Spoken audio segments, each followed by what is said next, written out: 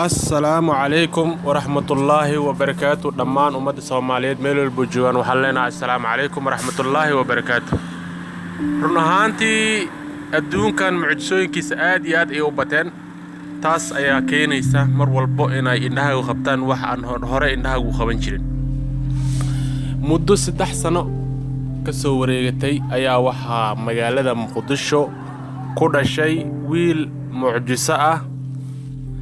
oo aad iyo aad u leeyawaysid runtii adduunkan markaan waxyaabo fara badan oo aan horay u arki jirin dadka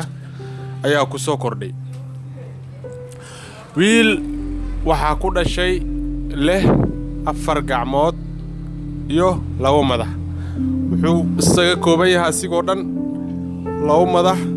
iyo 4 gacmood oo dhaxda ku yaala sawirka sidin kaga muuqato wiilkaas wuxuu ku dhashay magaalada Muqdisho isbitaalka Soomaali Suudanes ayuu ku dhashay runtii mucjisooyinka way iska badan yihiin waxyaabo fara badan oo waxa jiraan adiga aad la yaabi doontid adduunidan adigoo isleedahay waxaas oo kale ma dhici karaan haddana aad arkaysid inay dhaceen waxaad ogtahay oo kaliya ma jiraan adduunka wax badan aadan ogeyn ayaa jira waxaad adiga rumaysanta oo kaliya ma jiraan wax badan aadan rumaysneen ayaa haddana jira run ahaantii markay hooyada wiilkaas mucjisada ay dhashay runtii dhaqaatiirta ama isbitaaladan barefadka aan dawliga ahayn inta badan qofka markuu ku umulo ama magnaag gabadh ay ku dhasho haday maalmo ku sii jirayso xanuunsan tahay mar walba waxa loo baahan yahay qarash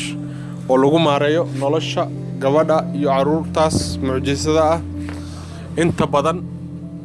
caruurta ku dhashay mucjisooyinka waxay leeyihiin la tacaalid gooni ah waayo xaaladihii caruurta hore lagu garan jiray way ka duwan yihiin marka wiilkan wuxuu ku dhashay magaalada Muqdisho khaasatan isbitaalka weyn Soomaali Suudanes runtii hooyadiisa waxay dhahday aniga wiilkan aniga aan dhalay isbitaalka kuma heen karo oo kharash baa leega rabaa oo maxaa la jiray anigana ma hayo kharash aan ku maareeyo nolosha wiilkayga waxay dalbatay kharash in lagu caawiyo oo wax loogu qabto runtii waxaad ogaanaysaan dunidan ay ujeedaan mar walbo waxaad u baahan tahay meel ma wada saarna ama shay walbo isku meel ma wada yaalaan ama gacanta maanta wax hayso iyo gacantan wax haynin way isku baahan yihiin waayo waxaan nahay dad Soomaaliyeed waxaan jecelnahay mar walba inaan isku gurmano runtii wiilkaas hadduu nool yahay hadeer aniga qisadan waxaan ka soo guuriyay meel wiilka hadduu dunida dul saaran yahay asigoo xaaladaas ku sugan kuleeyba meesha aniga aan ka soo guuriyay qofkii awal soo dhigay ayaan wareysi badan la sameyn doonaa lambarkii gabadha lagu caawin lahaa ayaan ka soo qaadi doonaa kale waan soo wadaagi doonaa walaalahayga islaamka ah Soomaaliyeed runtii hadduu wiilka si nool yahay waay laakiin hadduu wiilka adduunka ma joogin inta badan caruurta mucjisada ah sida mucjisada ku dhasha waxa xaqiiqo inta badan aan aragnay inta badan inkastoo ay qaar nool jiraan inta inay saqiiraan ay u badan yihiin laakiin nolosha Ilaahay baa haya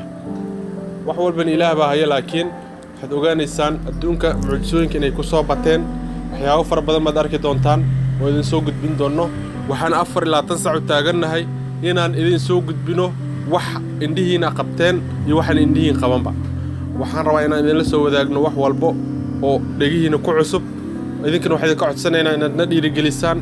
daawashada noogu dadaashaan subscribe-ta noogu dadaashaan noo share gareysaan intaas aydan ka codsanaynaa wassalaamu calaykum waraxmatullaahi